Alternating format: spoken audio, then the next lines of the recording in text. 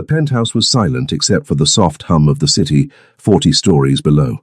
Gabrielle's hands trembled as she clutched the edge of the massive bed, exhaustion weighing down every muscle in her body. She'd been scrubbing floors for 16 hours straight.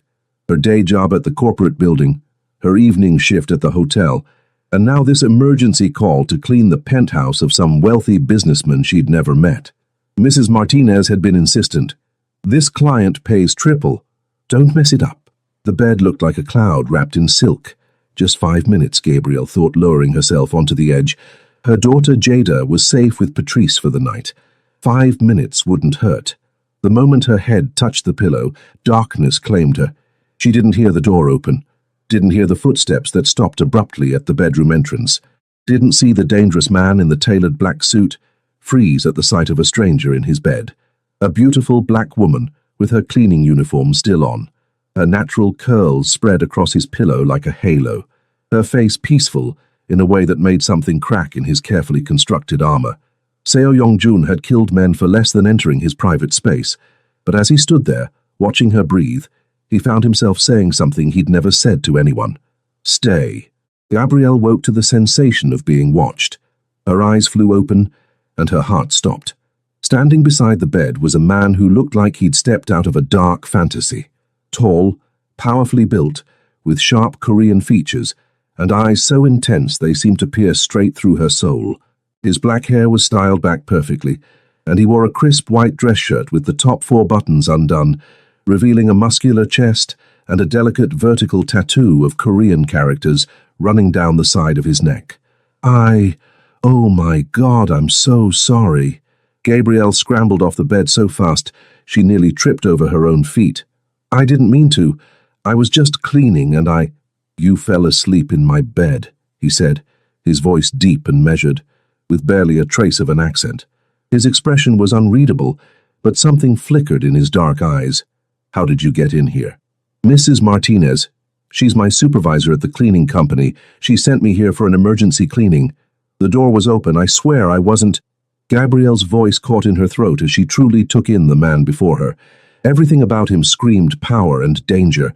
The way he stood, the way he looked at her, the energy that rolled off him like a physical force. "Martinez," he repeated, his jaw tightening. "She was supposed to send the regular crew, not—" His eyes traveled over her face, her hair, the cleaning uniform that hugged her curves, the exhaustion evident in every line of her body. "Not you." "I'm sorry, Mr.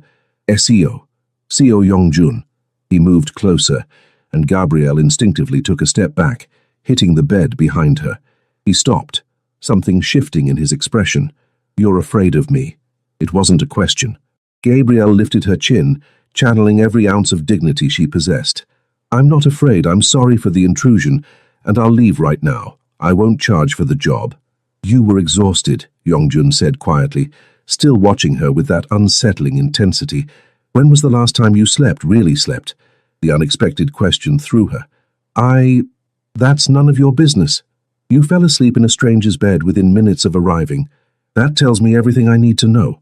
He pulled out his phone, typed something quickly. "Zone will take you home." "I can take myself home. It's 3 in the morning. You'll take the car."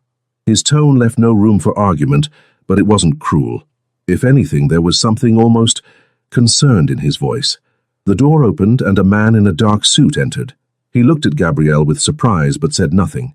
"Dae-jung, take Miss—" Yong-jun paused, realizing he didn't know her name. "Gabrielle," she supplied quietly. "Gabrielle Thomas. Take Miss Thomas home safely. Make sure she gets inside." Yong-jun turned back to Gabrielle. "Your cleaning supplies are by the door. You don't need them tonight." Gabrielle wanted to argue, wanted to maintain her pride, but the weight of exhaustion was crushing. "Thank you," she said softly, gathering her things. As she moved past him, their arms brushed, and electricity shot through her body. She saw his jaw clench, saw something flash in his eyes that made her breath catch. "Gabrielle," he called as she reached the door. She turned back. Yong-jun stood in the center of his bedroom, hands in his pockets, looking at her with an expression she couldn't decipher. "You looked peaceful when you were sleeping. I haven't seen peace like that in a very long time." Her heart did something strange in her chest. "Good night, Mr. Seo." "Yong-jun," he corrected. "Just Yong-jun." As Son Dae-jung led her to the elevator, Gabrielle couldn't shake the feeling that her life had just changed in a way she didn't yet understand. Yongjun stood at his window, watching the car pull away 40 stories below, carrying the woman who'd invaded his sanctuary and somehow made him feel human for the first time in years. "Sir?" Dae-jung's voice came through his phone. "Should I look into her background?" "Yes, everything. But don't touch her. Don't let anyone else touch her either." "Understood." Yongjun ended the call and walked back to his bed. Her scent still lingered on his pillow, something warm and slightly sweet, mixing with the industrial soap from her work. He picked up the pillow, then stopped himself, disgusted by his own behavior. He'd built an empire in the shadows, commanded loyalty through fear and respect, made grown men beg for mercy, and here he was, holding a pillow like a lovesick fool because a woman had slept in his bed for 20 minutes. But that wasn't quite true, was it? It wasn't just that she'd slept there. It was the way she'd looked, vulnerable but strong, exhausted but dignified. The way she'd lifted her chin and met his eyes, even though he could see her hands trembling. The way she'd apologized with such fierce pride, as if sleeping in his bed was the worst crime she'd ever committed. In his world, sleeping in someone's bed was the least of crimes. His phone buzzed. A message from Giovanni Marchetti. "We need to talk about the waterfront." Yongjun's expression hardened. The Italian had been pushing boundaries for months, testing his territory, trying to find weaknesses. Giovanni would find none. Yongjun didn't have weaknesses, except now possibly he did, and she had beautiful brown skin and eyes that had looked at him like he was a man, not a monster. He typed back, "Tomorrow. My office, noon." Then he erased all thoughts of the Italian from his mind and let himself remember the woman who'd made his carefully controlled world tilt on its axis. Gabrielle barely remembered the car ride home. Son Dae-jung had been silent and professional, opening doors, making sure she was safe. The building Yongjun lived in was the kind of place she cleaned, but would never afford. All marble and gold and views that made the city look like a jewel box. Her apartment was the complete opposite. Small, cramped, in a neighborhood that was safe enough but rough around the edges. But it was hers. Hers and Jada's. She checked her phone. A text from Patrice. "Jada's asleep. Don't worry. Get some rest, girl." Gabrielle collapsed onto her worn couch, her mind spinning. What had just happened? She'd fallen asleep in a stranger's bed. A stranger who turned out to be possibly the most intimidating and attractive man she'd ever seen. A man who'd looked at her like she was something precious and fragile. A man who had a tattoo and an aura that screamed danger. She should forget about him. She should call Mrs. Martinez in the morning, explain what happened, and make sure she never had to go back to that penthouse again. But even as she thought it, Gabrielle knew she was lying to herself, because those dark eyes haunted her, and that voice, "You looked peaceful," played on repeat in her mind. Her phone buzzed. An unknown number. "This is Yongjun. Dae-jung gave me your number. Sleep well, Gabrielle. You deserve rest." She stared at the message, her heart pounding. She shouldn't respond. This was dangerous. Men like him didn't enter the lives of women like her for good reasons, but her fingers moved anyway. "Thank you for your kindness tonight." The response came immediately. It wasn't kindness. It was selfishness. "I wanted you to stay." Gabrielle's breath caught. She read the message 3 times, trying to decode it, trying to understand what was happening. "Why?" She typed back before she could stop herself. The 3 dots appeared, disappeared, appeared again. Then, because for the first time in 10 years, my bedroom felt like a home instead of a cage. Gabrielle sat in her dark apartment, holding her phone, feeling the earth shift beneath her feet. This was crazy, impossible, dangerous. And yet, she found herself typing, "Good night, Yongjun." "Good night, Gabrielle. I'll see you again soon." It wasn't a question. It was a promise. And deep in her bones, Gabrielle knew he was a man who kept his promises, whether she was ready for it or not. Gabrielle didn't hear from Yongjun for 3 days. 3 days in which she worked her regular shifts, picked up Jada from school, made dinner, helped with homework, and pretended that her entire world hadn't been turned upside down by a man with dark eyes and a voice that wrapped around her like silk. "Mama, you're thinking about something," Jada said on the 3rd evening, looking up from her math worksheet with those two knowing eyes. At 7 years old, her daughter was far too perceptive. "Just tired, baby," Gabrielle lied, pressing a kiss to Jada's forehead. "Finish your homework." "Is it a boy?" Jada grinned. "Auntie Patrice says you never think about boys." "Auntie Patrice talks too much," Gabrielle muttered, making a mental note to have words with her best friend. "And no, it's not a boy, it's nothing." Her phone rang. "Mrs. Martinez." "Gabrielle, I need you at the SEO penthouse tonight. Emergency cleaning again." Gabrielle's heart stopped. "Mrs. Martinez, I don't think that's a good idea. Maybe send Rosa or—" "He requested you specifically. Said you did excellent work last time." Her supervisor's voice was sharp. "This is a very important client, Gabrielle. Triple pay. You need it, don't you?" She did need it. Jada's school fees were due, the rent was always due, her car needed repairs she couldn't afford. "Yes, Mum." "Good. 7 p.m. sharp. And Gabrielle? Don't mess this up." The line went dead. Gabrielle stared at her phone, her mind racing. He requested her, specifically. This wasn't about cleaning at all. "Mama?" Jada's voice was uncertain. Gabrielle forced a smile. "I have to work tonight, baby. You'll stay with Auntie Patrice, okay?" At exactly 7 p.m., Gabrielle stood outside the penthouse door, her heart hammering. She'd debated not coming, debated calling in sick. But curiosity and something deeper, something she didn't want to name, had won. The door opened before she could knock. Yongjun stood there wearing dark slacks and that same white dress shirt, unbuttoned enough to show the tattoo on his neck and the hard planes of his chest. He looked like sin wrapped in expensive fabric. "You came," he said, and she heard relief in his voice. "Mrs. Martinez said you needed cleaning." "I lied." He stepped aside. "Come in." Gabrielle didn't move. "If you don't need cleaning, then I should go. I need you to stay." His eyes held hers. "Please." That word, please, from a man who clearly didn't say it often, broke through her defenses. Gabrielle walked inside. The penthouse looked exactly as it had before, spotless, not a single thing out of place. "What do you really want?" she asked, turning to face him. Yongjun closed the door but kept his distance, as if sensing she might bolt. "I want to have dinner with you. I want to know your story. I want to understand why a woman falls asleep in a stranger's bed and somehow makes that stranger feel less alone than he's felt in a decade." "You don't know me," Gabrielle whispered. "No, but I want to." He gestured toward the dining room. "I had food prepared, Korean and soul food. I wasn't sure what you'd prefer. If you're uncomfortable, Daejong is right outside. You can leave any time you want, but I'm asking you to give me 1 hour. Just one."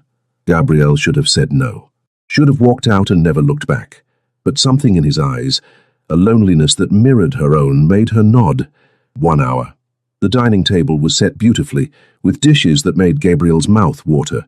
Bulgogi and kimchi alongside collard greens and cornbread, a fusion that shouldn't work but somehow did. "How did you know?" she asked, sitting down carefully. "I had you investigated." At her sharp look, he continued. "I know how that sounds. But in my world, strangers in my home are usually threats. I needed to know who you were. And what did you find out? That you work 3 jobs to support your daughter, that you're 28 years old and haven't had a day off in 6 months, that Jada's father left when she was 2, that you're studying online for a business degree but can barely find time to complete assignments, that you're strong, proud and stubborn, and that everyone who knows you says you're the most loyal person they've ever met." Gabrielle felt exposed, vulnerable, angry. "You had no right." "You're correct. I didn't." Yongjun leaned forward. "But I did it anyway because I haven't been able to stop thinking about you. And in my world, Gabrielle, obsession is dangerous. I needed to understand what I was dealing with." "Obsession?" Her voice came out breathless. "Yes." He said it simply, as if admitting something obvious. "From the moment I saw you in my bed, peaceful and beautiful, you've consumed my thoughts. I want to know everything about you. I want to take away the exhaustion in your eyes. I want to give you rest." "Why?" The question burst from her. "I'm nobody. I'm a cleaning lady with a daughter and debt and a life that's barely held together. You're whatever you are. We're from different worlds. You think I don't know that?" Yongjun's voice turned rough. "You think I don't understand how impossible this is, but I'm not a man who denies what he wants. And I want you, Gabrielle Thomas. I want to know you, protect you, give you everything you've been denied. I don't need protection. Everyone needs protection, even the strong ones, especially the strong ones. He paused. Let me guess. You're going to tell me you can handle everything yourself. I have been handling it myself. Yes, and you're exhausted, worn down, working yourself to death. His eyes flashed. Let me help. I don't need your help, Gabrielle said, even as her pride warred with the desperate part of her that wanted to say yes, wanted to lean on someone for the first time in 6 years. Then let me be honest about what I need, Yongjun said quietly. I need you. Your presence. Your peace.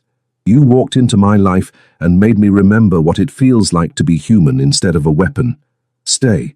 Have dinner with me. Let me be selfish. Gabrielle looked at the food, at this impossible man, at the vulnerability hiding behind his controlled exterior. One dinner, she heard herself say, and then I go home to my daughter. One dinner, he agreed. For now. They talked for 3 hours. Gabrielle learned that Yongjun had taken over his father's organization at 23 after the old man died, that he'd been raised in a world where weakness meant death and trust was a luxury, that he'd never known his mother, that he read philosophy and poetry in 3 languages, but could kill a man with his bare hands if necessary. She told him about Jada, about her ex, Marcus, who'd walked away the moment fatherhood became real, about her dreams of owning her own business someday, about the exhaustion that lived in her bones. Why do you keep going? Yongjun asked, his eyes never leaving her face. Because Jada deserves better. Because I refuse to let the world break me. Because giving up isn't an option. You're extraordinary, he said softly. I'm ordinary, I'm just doing what needs to be done. That's what makes you extraordinary. He reached across the table, his hand stopping just short of hers. May I? Gabrielle hesitated, then placed her hand in his. His fingers were warm, calloused, gentle despite the strength she could feel in them. Electricity shot up her arm. This is crazy, she whispered. Yes. You're dangerous. Yes. I should leave. Yes. His thumb traced circles on her palm. But you won't. Not yet. He was right. Gabrielle sat there, her hand in his, feeling something shift inside her chest, something she'd locked away years ago when Marcus left. Hope.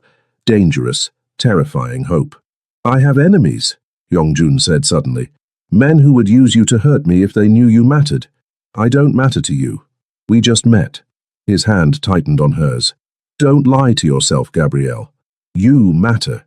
You've mattered since the moment I saw you, and that makes you a target. Fear flickered through her. Then we should stop this. Whatever this is. We should. He stood, still holding her hand, and pulled her gently to her feet. They stood inches apart, the air between them charged with tension. But I've never been good at doing what I should. Yongjun, let me protect you, you and Jada. I can move you somewhere safe, give you security. No. Gabrielle pulled her hand away. I won't be kept. I won't be bought. If you want to know me, it has to be real, not because you're paying my bills or solving my problems. Anger flashed in his eyes, followed by something that looked like respect. You're the most stubborn woman I've ever met. And you're the most arrogant man I've ever met. They stared at each other, and then, impossibly, Yongjun smiled. A real smile that transformed his face from dangerous to devastating. We're going to be a disaster together. There is no together. I'm going home. I'll have Daejong drive you. I'll take the bus. It's 11 p.m. I've taken the bus at 11 p.m. for years. Not anymore. Not while I'm... He stopped himself. While you're what? While I'm watching over you. His voice was quiet but firm. Whether you accept my help or not, Gabrielle, you're under my protection now. That's not negotiable. She should have been angry. Should have told him he couldn't control her life. But the fierce protectiveness in his eyes made her feel something she hadn't felt in years. Safe. This is insane, she said. Yes. He pulled out his phone. Daejong will take you home.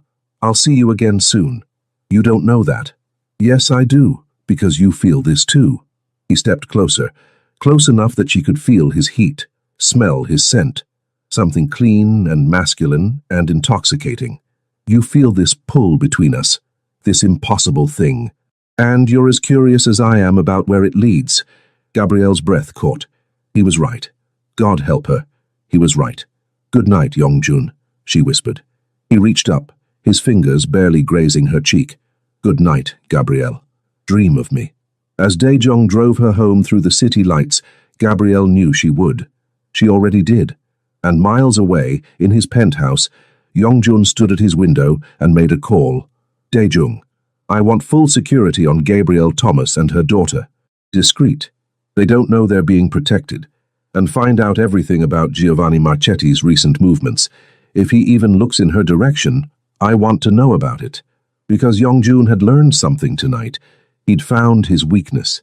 And in his world, that meant war was coming. The flowers arrived at Gabrielle's apartment at 6 a.m. 24 white roses with a card. Because you deserve beautiful things. Why, Patrice, who'd stopped by to pick up Jida for school, whistled low. Girl, who is why? And why have you been holding out on me? Gabrielle stared at the flowers, torn between sending them back and burying her face in their petals. It's complicated. It's a man with money, if he can afford these beauties. Patrice crossed her arms. Spill. Now. So Gabrielle told her. Not everything, but enough. The penthouse. The dinner. The impossible attraction to a man who was completely wrong for her in every way. Is he married? Patrice demanded. No. Is he respectful? Very. Does he make you feel good? Safe. Gabrielle hesitated. Yes, but Patrice, he's involved in things. Dangerous things. Her best friend's expression sobered. How dangerous? I don't know exactly, but I can see it in him. He's not a regular businessman. Then you need to be careful, Bree, real careful. You've got Jada to think about. I know. Gabrielle touched one of the rose petals. I told him I couldn't see him again. Did you mean it? I wanted to. Patrice sighed. Your heart's already involved, isn't it? Before Gabrielle could answer, her phone rang. Unknown number. Miss Thomas, an unfamiliar voice. This is Dr. Kim from Riverside Elementary. Your daughter Jada had a small incident on the playground. Gabrielle's heart stopped. Is she okay? What happened? She's fine, just a scraped knee from a fall, but she's asking for you. Can you come pick her up? I'll be right there. Gabrielle grabbed her keys, her mind racing. She had to be at work in an hour. If she picked up Jada now, she'd miss her shift. Mrs. Martinez would fire her, but Jada needed her. As if reading her mind, Patrice said, I can get her. You go to work. She asked for me, Gabrielle said, the familiar guilt crushing her chest. How many times had Jada needed her when she couldn't be there? How many times had work come first because it had to, because bills didn't pay themselves? Her phone buzzed. Her text from Yongjun. Daejong tells me Jada was hurt at school. I've sent a car for you. Don't argue. Go to your daughter. Gabrielle's blood ran cold. He's having us watched. What? Patrice snatched the phone, read the message. Oh, hell no. Gabrielle, this is... I have to go. Gabrielle was already moving toward the door. She'd deal with Yongjun later. Right now, Jada needed her. The black car was waiting outside. Daejong opened the door without a word. Gabrielle got in, her mind spinning. How did Yongjun know about Jada? How closely was he watching them? At the school, she found her daughter sitting in the nurse's office, her knee bandaged, tears streaking her face. Mama, I'm here, baby. Gabrielle pulled Jada into her arms. I'm here. I fell and it hurt and I wanted you. Jada sobbed into her shoulder. I know, sweetheart. I've got you now. The school nurse gave her care instructions. Keep the wound clean, watch for infection, nothing serious. Gabrielle signed Jada out and walked toward the car where Daejong waited. Mama, whose car is this? Jada asked, her tears forgotten in favor of curiosity. It's really fancy. It's a friend's car, baby. What friend? You don't have friends with cars like this. Out of the mouths of babes. Gabrielle buckled Jada into the back seat, trying to figure out what to say when her daughter gasped. Mama, look. A small teddy bear sat on the seat, white and fluffy, with a red ribbon around its neck. A note attached. For the brave Jada. Feel better soon. A friend of your mother's, Jada, clutched the bear to her chest. Mama, your friend sent me a present. Gabrielle's throat tightened. She looked at Daejong, who kept his eyes forward, professional as always. But she saw the slight curve of his mouth. Yes, baby. He did. Yongjun was in a meeting with Giovanni Marchetti when his phone buzzed with a message from Daejong. The girl is safe, Minor injury. Mother with her now. Relief washed through him, so powerful it momentarily derailed his concentration. Giovanni noticed immediately. "Everything all right, Seo?" the Italian asked with a smile that didn't reach his eyes. Giovanni Marchetti was in his 50s, silver-haired and charming, and absolutely ruthless. He controlled the waterfront territories that Yongjun wanted, and this meeting was supposed to be a negotiation. Instead, it felt like a chess match where Giovanni was trying to find his weak spots. "Everything's fine," Yongjun said coolly. "You were saying something about the docks?" "I was saying that my sources tell me you've been distracted lately." Giovanni leaned back in his chair. "A man in our position can't afford distractions, can he? They tend to become liabilities." The implied threat was subtle, but unmistakable. Yongjun's expression didn't change, but inside, ice formed in his veins. Did Giovanni know about Gabrielle? Impossible. He'd been careful, hadn't he? "I'm never distracted when it comes to business," Yongjun said. "The question is whether you're ready to be reasonable about the waterfront, or whether we need to resolve this another way." "Always so direct, you Koreans." Giovanni chuckled. "I admire that, but I'm not prepared to give up territory I've held for 20 years just because you've decided you want it." "Then we have nothing more to discuss." Yongjun stood. "Good day, Giovanni." "Wait." The Italian's voice hardened. "You might want to reconsider. I'd hate for our disagreement to become messy, especially when there are innocent people who could get caught in the crossfire." There it was, the real threat. Yongjun turned slowly, his eyes deadly. "If you're implying what I think you're implying, let me be very clear. Anyone who touches what's mine doesn't live long enough to regret it." "What's yours?" Giovanni smiled. "I wasn't aware you had anything worth protecting beyond your organization." They stared at each other across the room, two predators measuring the other's strength. Finally, Giovanni stood. "Think about my offer regarding the docks.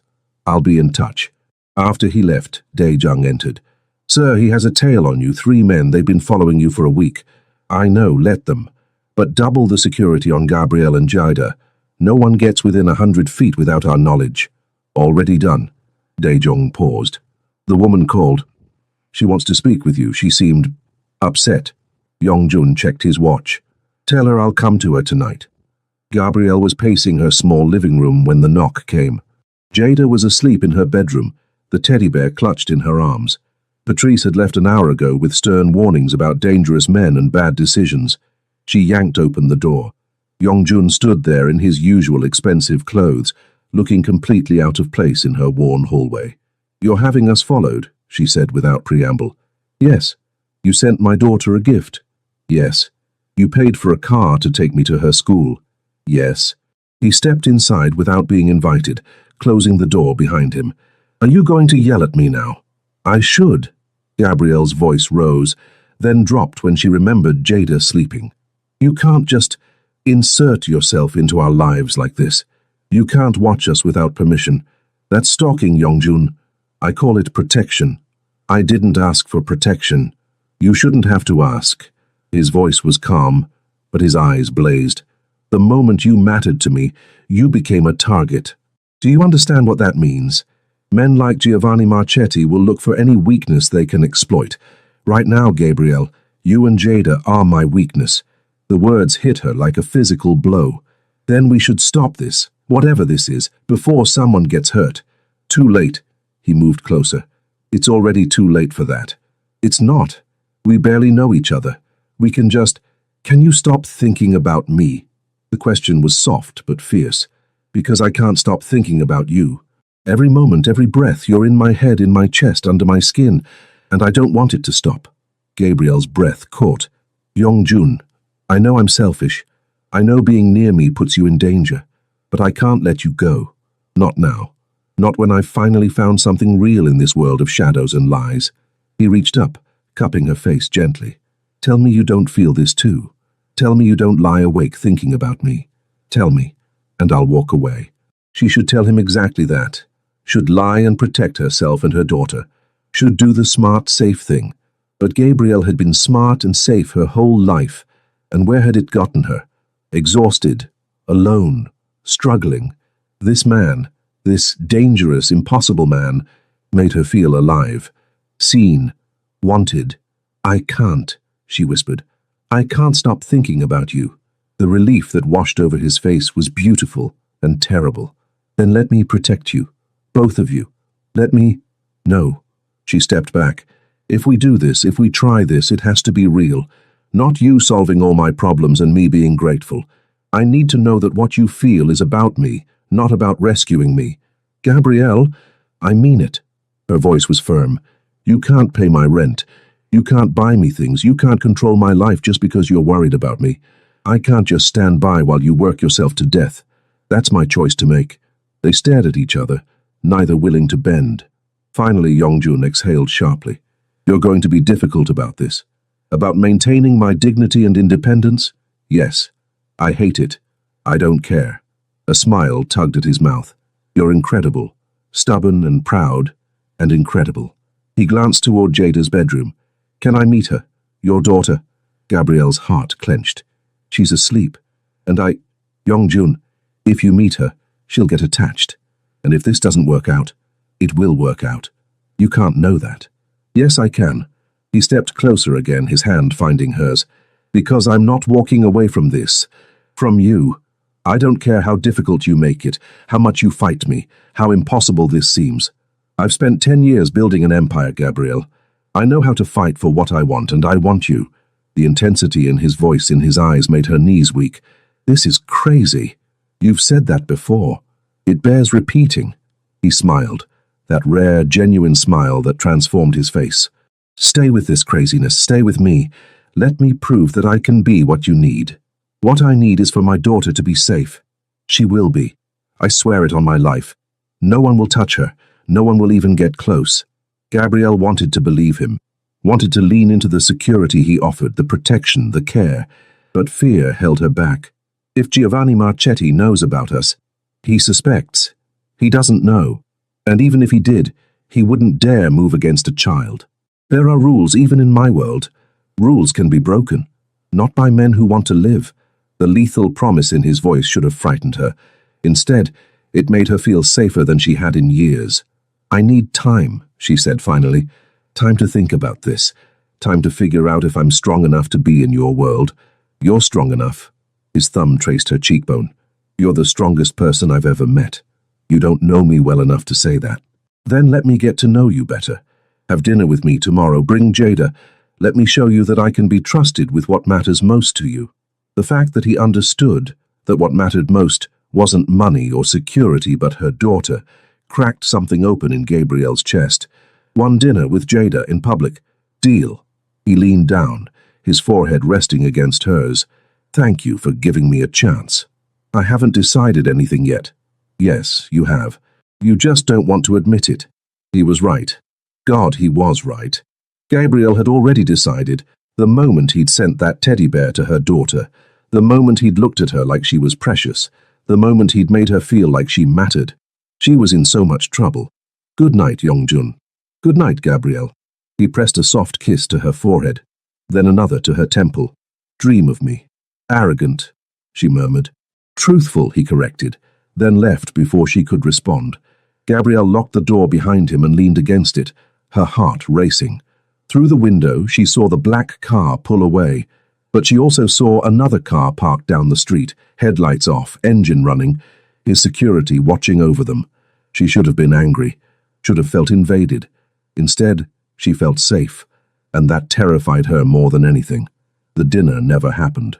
At 4 p.m. the next day, while Gabrielle was picking up Jada from school, 3 men tried to grab them in the parking lot. They would have succeeded if Dai-Jung and his team hadn't been there. Gabrielle heard Jada scream, turned to see a man reaching for her daughter, moved on pure instinct, throwing herself between them, felt strong hands grab her arms, heard Jada crying, saw one of the men pull something from his jacket. Then everything exploded into motion.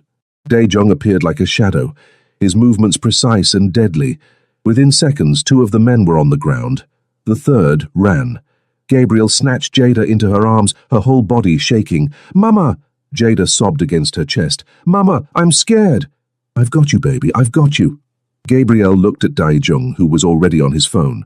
"What the hell just happened? We need to move, now." He gestured to the car. "Get in." I'm not getting in any car until you tell me what's going on. Gabriel, Dae-jung's voice was urgent. Those men were sent to take you and Jada. If you don't get in this car right now, more will come, and I can't protect you both in an open parking lot. Terror shot through her. Take us, who sent them? I'll explain in the car, please. Gabrielle looked around. Parents were starting to notice the commotion. Someone would call the police.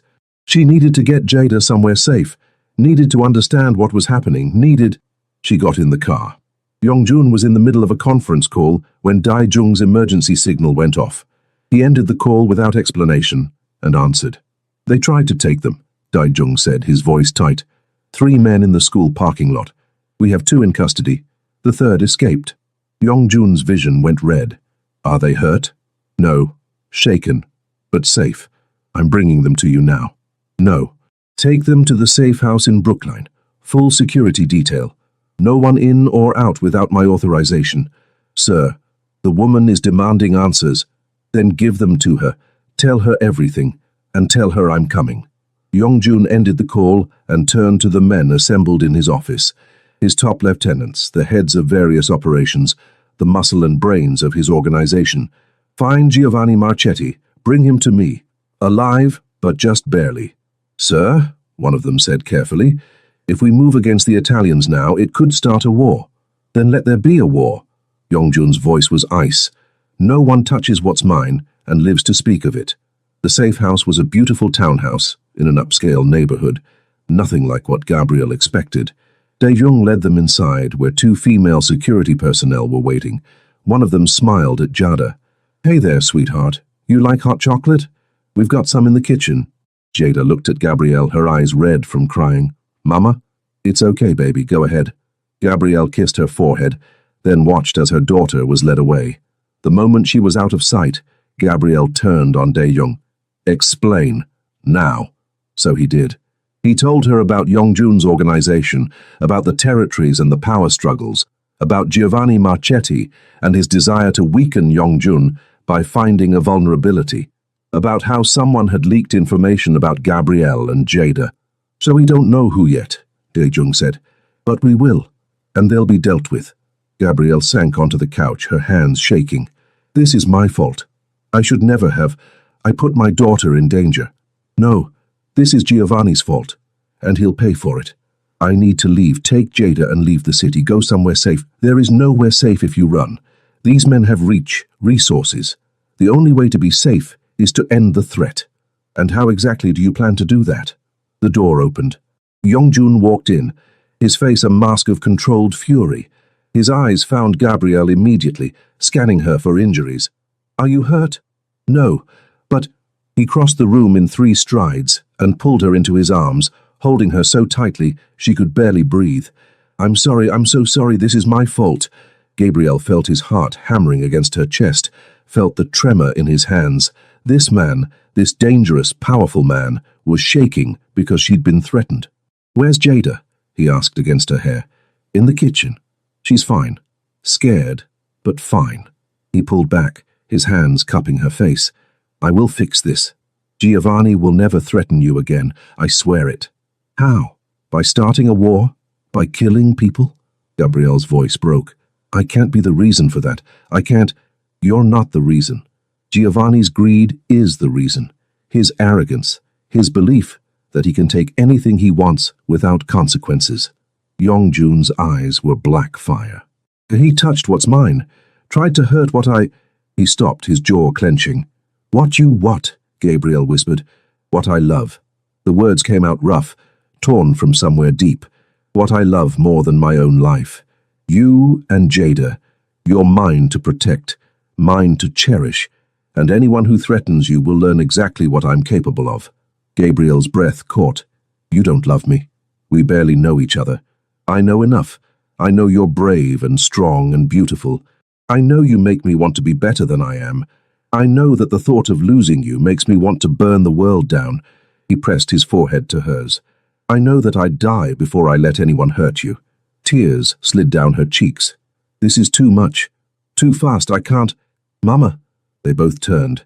Jada stood in the doorway, hot chocolate in hand, staring at Yongjun with wide eyes. Who are you? Yongjun immediately released Gabriel and crouched down to Jada's level. My name is Yongjun. I'm a friend of your mother's. The friend who sent me the teddy bear? Yes. Jada studied him seriously. Mama's been sad a lot. Are you going to make her more sad? The question, so innocent and direct, made Gabriel's heart clench. Yongjun looked at Jada with an expression so tender, it took Gabriel's breath away. No, little one. I'm going to try very hard to make her happy. To make both of you happy and safe. Safe from the bad men? Yes. From them and anyone else who might try to hurt you. Jada considered this. Are you a good guy or a bad guy? Yongjun paused, and Gabriel saw him struggle with honesty versus what a child should hear. I'm someone who does bad things sometimes to protect good people. Does that make sense? Like a superhero. A smile flickered across his face. Something like that. Okay. Jada walked over and held out her hand. I'm Jada. I'm 7 years old. I like butterflies and art and my mama. Yongjun shook her small hand gravely. It's an honor to meet you, Jada. I like your mama too. I know. You look at her like Prince Philip looks at Aurora in Sleeping Beauty. Gabriel made a choked sound. Yongjun actually laughed. A real laugh that transformed his face. You're a very observant young lady. I know. Jada looked at Gabrielle. Mama, can I finish watching my show? The nice lady set up the TV for me. Yes, baby, go ahead. After Jada left, Gabrielle turned to Yongjun. A superhero? It seemed appropriate. He stood, his expression sobering. Gabrielle, I need to handle Giovanni. That means you and Jada stay here, under guard, until it's done. For how long? A few days? Maybe a week. I have work. Jada has school. We have a life, which won't exist if Giovanni gets to you. His voice was hard. I'm not asking, Gabrielle. You're staying here where I know you're safe. You can't just keep us prisoner. I can and I will if it means keeping you alive. He gripped her arms, his eyes desperate. Don't you understand? If something happened to you, if he hurt you or Jada, I would lose the last piece of humanity I have left. You can hate me for this, you can be angry, but you'll be angry and alive. Gabriel saw the fear beneath his control, the vulnerability he was trying so hard to hide. This man who commanded an empire was terrified of losing her. 1 week, she said finally. 1 week and then we talk about what comes next. Really talk, Yongjun, about whether this can work, about whether I can live in your world. 1 week. And Gabriel, he pulled her close. It will work. I'll make sure of it. She wanted to believe him, wanted to think that love could bridge the gap between their worlds. But as she felt his arms around her, felt the desperate strength of his embrace, she wondered if love would be enough, or if it would destroy them both. 3 days passed in the safe house. Gabrielle watched Jada adjust with the resilience of childhood, making friends with the security team, drawing pictures, treating the whole thing like an adventure. But at night, her daughter had nightmares. Nightmares of men trying to take her, of her mother being hurt. Yongjun came every evening. He brought dinner, brought toys for Jada, brought news of the situation outside. Giovanni had gone to ground, but Yongjun's people were closing in. On the third night after Jada was asleep, Yongjun found Gabrielle on the balcony, staring at the city lights. This wasn't what I wanted for you, he said quietly, joining her. This fear, this isolation. I know. Gabrielle didn't look at him. But it's your reality, and if I'm with you, it becomes mine too. You could walk away, after this is over. I'd make sure you and Jada were set up somewhere safe, somewhere he could never find you. Is that what you want? No. His voice was raw. I want you with me, always, but I want you happy more than I want you mine. Gabrielle finally turned to face him. You really love me, don't you? Yes. Why? I'm nobody special. You're everything. He took her hand. Your peace in a world of violence. Your light in my darkness. You're the reason I want to be better than what I was raised to be. You make me feel human, Gabriel, like I'm more than just the things I've done. Tears filled her eyes. I love you too. I don't want to. I know it's crazy and dangerous and probably the worst decision I've ever made, but I love you. Yongjun's expression cracked. He pulled her into his arms, holding her like she was the most precious thing in the world. Then stay. Please. Stay with me and let me spend the rest of my life proving I'm worthy of that love. What about Jada? What kind of life would this be for her? A safe one, I swear it. Once Giovanni is dealt with, I'll make sure both of you are protected. The best schools, the best security, anything you need. I don't need money or things. I need you to be honest with me, always. About the dangers, about what you do, about what our life would really look like. I can do that. He cupped her face. But you have to promise me something too. What? Promise me you'll never stop fighting me when I'm wrong. Never stop being stubborn and proud.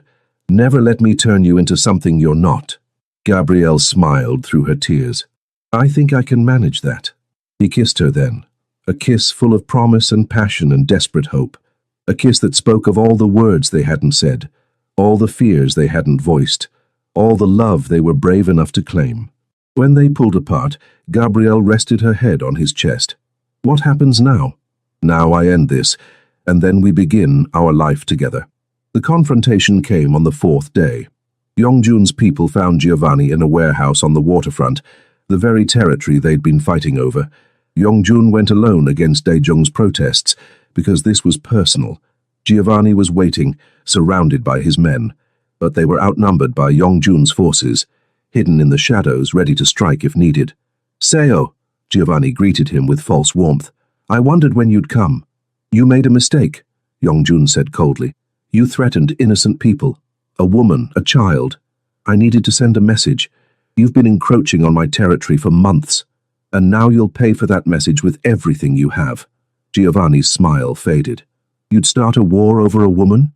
No. Yongjun stepped closer. I'd start a war over my family. That woman and her daughter are mine, under my protection, and you tried to take them. So what now? You kill me? My organization retaliates? Your organization has already seen the evidence of your failures. The shipments you've lost, the money you've wasted, the territory you've let slip. Yongjun's voice was deadly calm. I've bought out your lieutenants, Giovanni. Every single one. You have no army, no power, no future. The Italian's face went white. That's impossible. Nothing is impossible when you're motivated.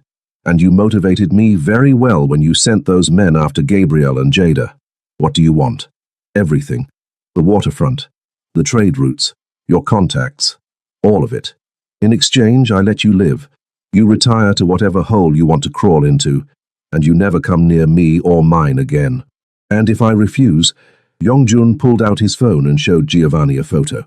His own daughter, safe at her ballet recital, surrounded by Yongjun's people.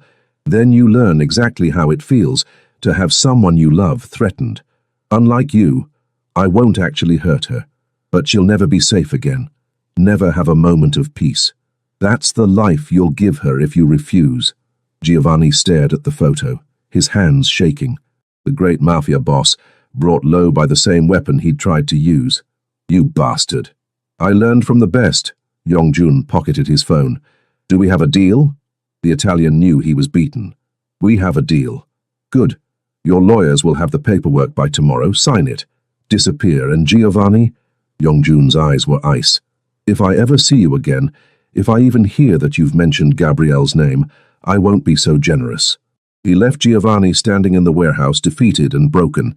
As Yongjun walked out into the morning sun, he pulled out his phone and called Gabrielle.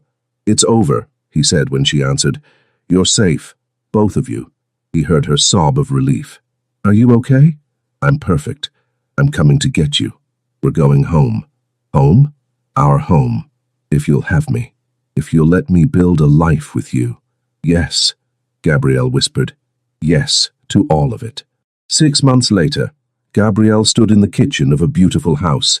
Not a mansion, not a penthouse, but a real home in a safe neighborhood with good schools and a backyard where Jada could play. Yongjun had stepped back from the day-to-day operations of his organization, keeping only the legitimate businesses, letting Daejong handle the rest.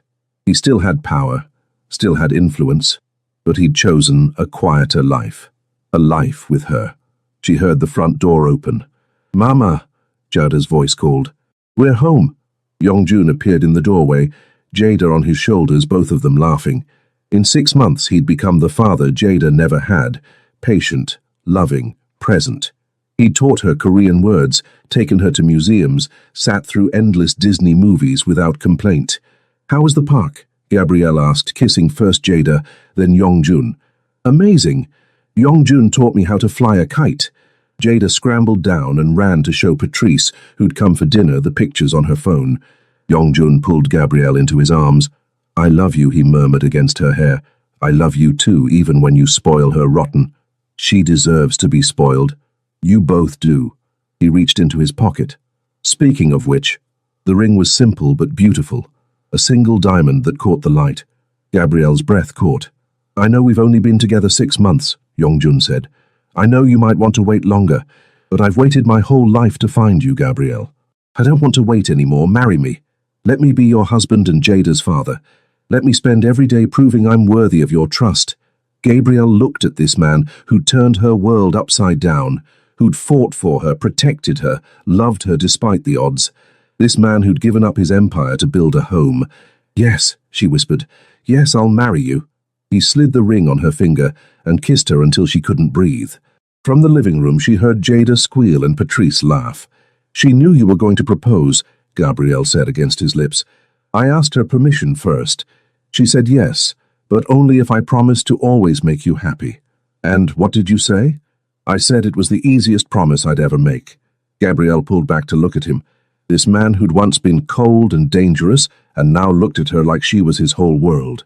"I never thought I'd find this. Someone who sees me, really sees me.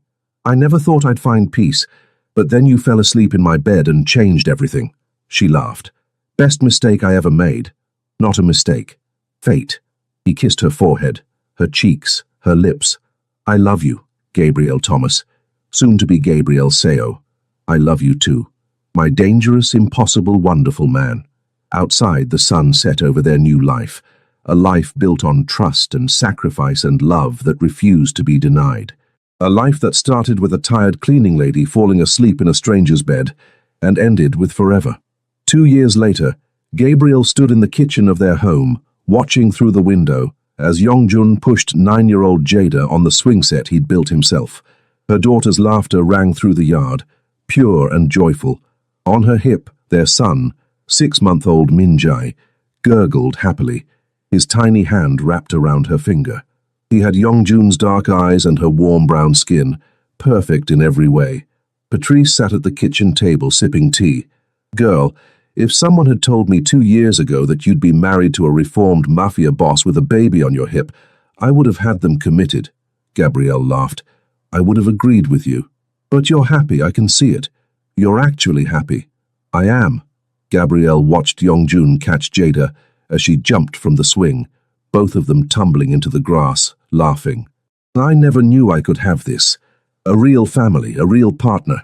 Yongjun had been true to his word. He'd left the criminal world behind, focusing on legitimate businesses, real estate, imports, investments. They lived quietly, safely, surrounded by people they loved and trusted. Daejung visited often, now running the organization with Yongjun's blessing. The danger hadn't disappeared entirely, it never would, but it was distant, manageable. Her phone buzzed. A message from Rosa, her old colleague who now managed 3 of Yongjun's office buildings. "Girl, your husband just approved my promotion. I'm the new regional manager." Gabrielle smiled. Yongjun had made it his mission to help everyone who'd been kind to her during her struggles. Rosa, Mrs. Martinez, who now ran her own cleaning company. Even the bus driver, who'd always waited an extra minute when he saw her running. "You thinking about the wedding?" Patrice asked. Among other things, Gabrielle and Yongjun had married in a small ceremony, with just close friends and family. Jada had been the flower girl, crying happy tears through the whole thing.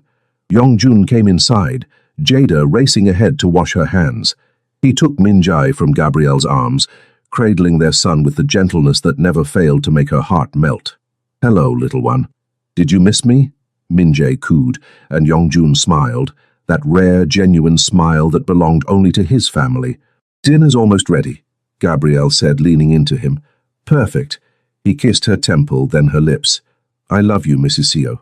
"I love you too. Now go clean up. You're covered in grass." After dinner, after Jada was tucked into bed and Minjay was sleeping peacefully, Gabrielle and Yongjun sat on their back porch watching the stars. "Do you ever miss it?" she asked quietly. "The power? The control?" "No." His arm tightened around her shoulders. "I have everything I need right here. You, the children, this life we've built.